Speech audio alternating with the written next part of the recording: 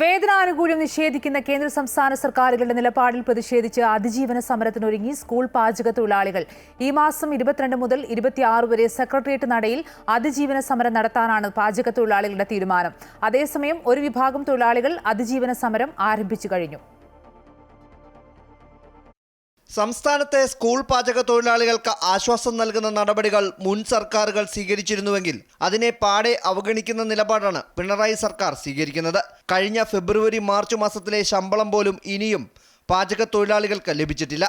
Scheme വർക്കേഴ്സിൽ ഉൾപ്പെടുത്തി തങ്ങൾക്ക് തുച്ഛമായ വരുമാനമാണ് നൽകുന്നതെന്നും തൊഴിലാളികൾ പറയുന്നു.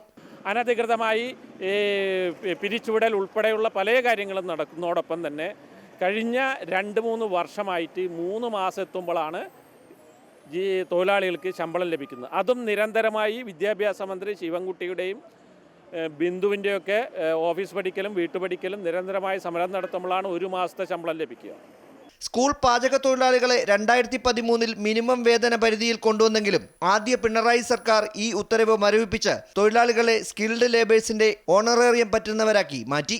2019 റദ്ദാക്കിയ 2016 ഉത്തരവ് പുനഃസ്ഥാപിക്കണം.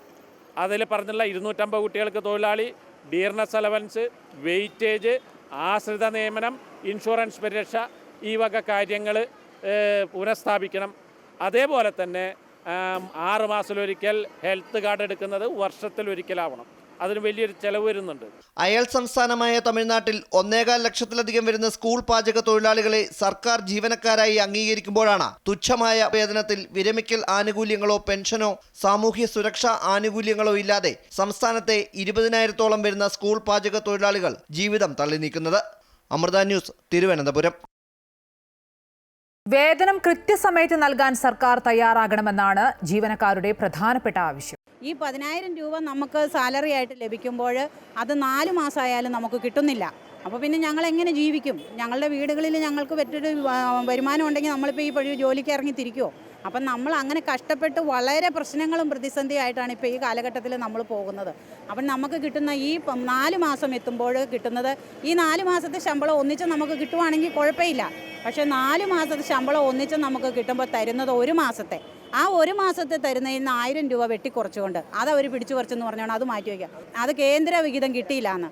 65 കൊല്ലമായി ഞാൻ പാഴൂര് ഗവൺമെൻറ് സ്കൂളിൽ പണിയാൻ തുടങ്ങിയിട്ട്. 8 മണിക്ക് അവിടെ ചെല്ലണം. അവിടെ ചെന്ന് കഴിയുമ്പോൾ അവിടെ അടിക്കാൻ പറയുമ്പോൾ അടിച്ചോണം, തൂക്കാൻ അവിടെ എല്ലാം തൂത്ത് കളയാൻ പറയുമ്പോൾ നമ്മളതെല്ലാം പോയി ചെയ്തോണം. അല്ലെങ്കിൽ നിങ്ങൾ വീട്ടിൽ പോക്കോ, വീട്ടിൽ പോയി ഇരുന്നാൽ മതി, ഇവിടെ പറയണത് ചെയ്യാനാണ് ഇവിടെ ആളെ നിർത്തിയാക്കണത് എന്നൊക്കെ അവർ പറഞ്ഞ് ഞങ്ങളോട് ഭയങ്കര ഭീഷണിയും കാര്യങ്ങളൊക്കെയാണ്. ഉള്ള എല്ലാ ജീവനക്കാർക്കും തന്നെ ശമ്പളം ഉള്ളതാണ്. ഞങ്ങൾക്കൊഴികെ ഞങ്ങൾക്ക് ആർക്കും ശമ്പളം കിട്ടാറില്ല. ഈ അടുക്കളയിൽ ജോലി പാചക തൊഴിലാളികൾക്ക് മാത്രമാണ് ഞങ്ങൾക്ക് ശമ്പളം കിട്ടാത്തത്.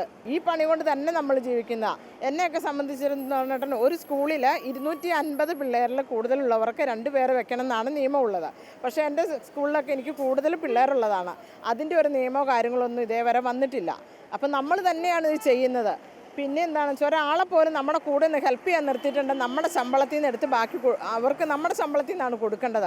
ഈ 1 ലക്ഷവും 2 ലക്ഷവും 10 ലക്ഷവും ഒക്കെ മേടിക്കുന്ന ആ സർക്കാർ ജോലിക്കാർക്ക് അതേത് മാസങ്ങളിൽ അവർക്ക് ശമ്പളം കിട്ടും. ഞങ്ങൾ തുച്ഛമായ ജോലി ചെയ്യുന്ന ഞങ്ങൾക്ക് ഓരോരുത്തർക്കും അതേത് മാസത്തിൽ ഉള്ള ശമ്പളം പിറ്റേ മാസം ഒരു 5-ാം തീയതിക്കുള്ളിലെങ്കിലും കിട്ടിയാൽ ഞങ്ങൾക്ക് അത്രയും. അത് പാവങ്ങളുടെ സർക്കാരാണെന്നും പറഞ്ഞുകൊണ്ട് ഓരോ വീട്ടിലും കയറി വോട്ട് പിടിച്ച് നമ്മൾ അവർക്ക് വേണ്ടിയിട്ട് നമ്മുടെ ജീവിതമല്ല ഒഴിഞ്ഞു വെച്ച് പാർട്ടിക്ക് വേണ്ടി പ്രവർത്തിക്കാനായാലും. ഞാനും ഒരു കമ്മ്യൂണിസ്റ്റ് പ്രവർത്തകരെ, എൻ്റെ കുടുംബം മൊത്തം അതായിരുന്നു. എൻ്റെ ആങ്ങളെ ഇതിനു വേണ്ടി ജീവിതം ഒഴിഞ്ഞു വെച്ചൊരു മനുഷ്യനാണ്. എന്നിട്ട് പോലും നമ്മൾ അവർക്ക് വേണ്ടി പ്രവർത്തിച്ച് നമുക്ക് ഒരു കൃത്യം നമ്മുടെ സർക്കാരാണെന്ന് പറഞ്ഞിട്ട് നമുക്ക് ഒരു പ്രയോജനം ഇല്ലാത്തൊരു സർക്കാരാണ് നമ്മുടെ സർക്കാർ.